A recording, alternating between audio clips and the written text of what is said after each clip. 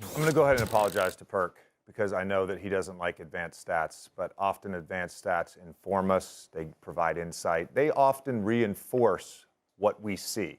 So they kind of complement the eye test. I know you're an eye test guy and you don't like advanced stats, but I might use a few here.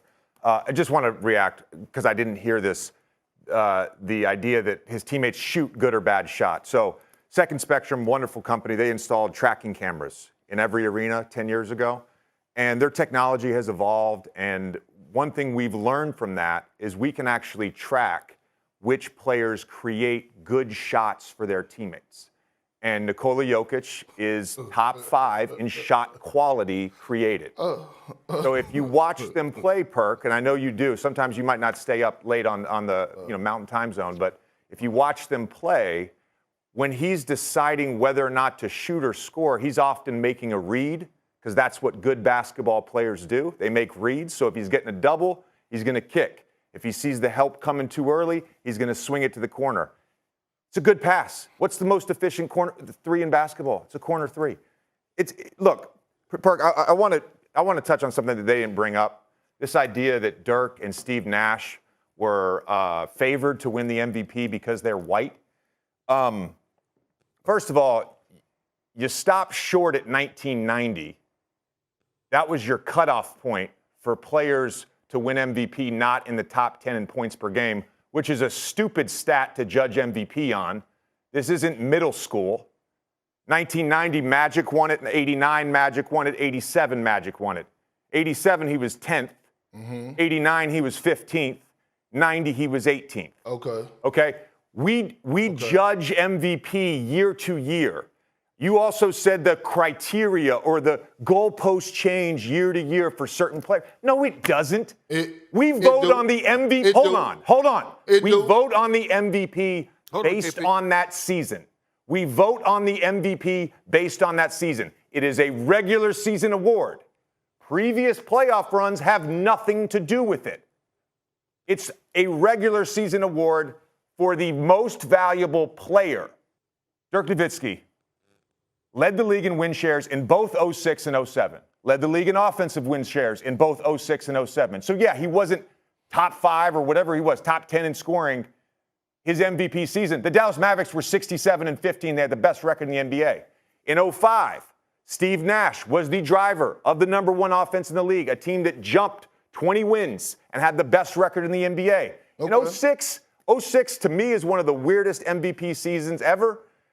You could make an argument Nash probably shouldn't have won it, but he was still the driver of the number 1 offense in the league. The 2 best teams that year, the Detroit Pistons, 64 wins, the San Antonio Spurs, 63 wins. Guess what? They didn't have a top, their top scorers weren't in the top 20 in the NBA that year.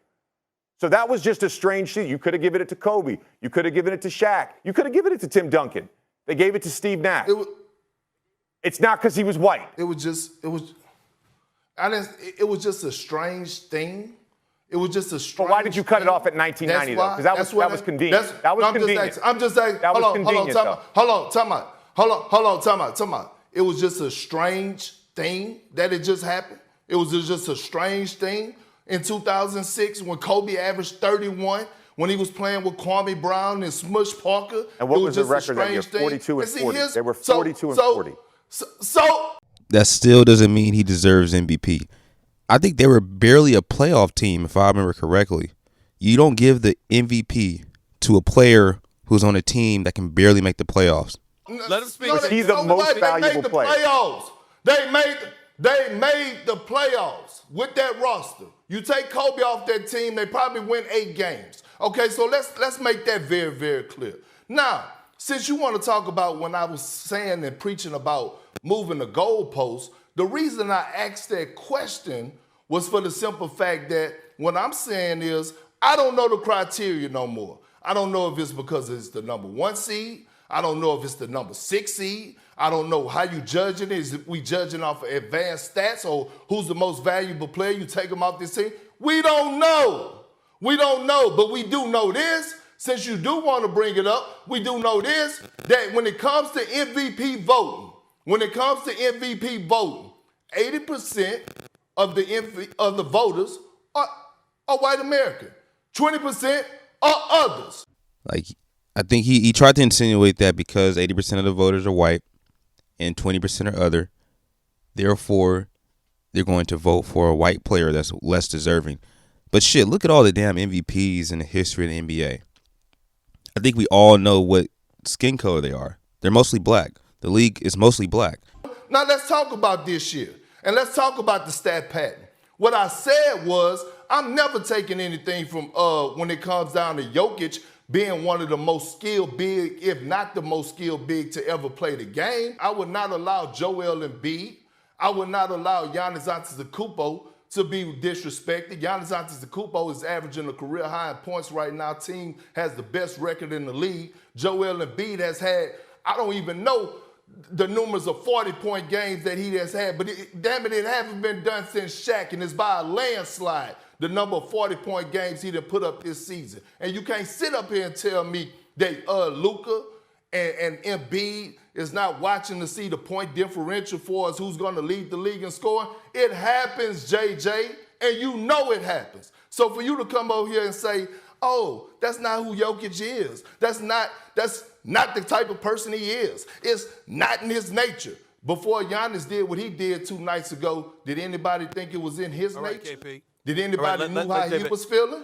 Let JJ get back I want to just say Let something. JJ back, get Stephen back. A. Stephen A. I mean no offense to you, and I mean no offense to First Take, because I think this show is extremely valuable. It is an honor to be on this desk every day. It really is. But what we've just witnessed is the problem with this show, where we create narratives that do not exist in reality. The implication, what you are implying, that the white voters that vote on NBA are racist, that they favor white people. You just said that. Yes, you did. Yes, you did. Yes, you did. That is exactly what you implied, Kendrick Perkins. That is exactly what you implied. Secondly, hold on. I did not call. I stated the facts. And you're not about to sit up. We all know what you implied the other day. We all know what you implied just now. Hold on. I stated one at a time. It's the fact. One at a time. It's the fact. Kendrick Perkins is reaching a new level of stupidity, and I don't think he can get any stupider than he already is. Perkins is losing me with this bullshit-ass argument. Perkins been saying the most stupidest shit on First Take for the past few years now, and it's about time somebody is kind of hitting him with some statistics and facts. It's the facts. Okay. What is the evidence? I want to know. JJ. Because this is what you do. You're implying something. You're saying something. Jokic stat pad. No, he doesn't. No. White voters favor white Europeans. No, they don't. No. That's what you're saying, Perk. No. What I made, Then clarify for me. I'll listen. Fact of, I didn't. Time out. This nigga saying timeout in an argument, that's how you know you fucking lost. He ain't got no evidence. He just pulling shit out of his ass, and he don't know what to say. What I made a statement on was that I said it happens around the league. Along with Jokic, people knows what goes on. And for you to sit up here and for you to come on here and you to say, that's not who Jokic is. Like, how in the hell do you know how another man is feeling inside? That's what I want to ask you. How the hell you know? A pair of lips could say anything. Because I talk to his teammates that are around him every day. Because I talk to Mike Malone, who's been around him 8 for 8 years. You can learn a lot by listening. You can learn a lot by listening to people. How they talk about people. Nobody knows how somebody feel. Nobody knows how somebody feeling inside. Like, what are we talking about right now? And the reason that I why even imply it? Why even imply it? Why even imply it with Jokic then? Why even imply it? Can I talk for a second? That's what the advanced and the coaching staff will say to his defense. So with my point, what I'm telling you is this. You're telling me to listen for a minute, my brother. I've been listening for 12. I just want to chime in and say. Yeah, but you've been letting JJ talk. What you talking about? I let both of y'all. Hold on. I let both of y'all talk. That's not true. I let both of y'all talk. I haven't said anything. All right, go ahead. I gave the segment to y'all. That's go number ahead. one. Do y'all agree with Kendrick Perkins? Or y'all side with JJ Redick on this one? Let me know in the comments below, and I'll catch you on the next video.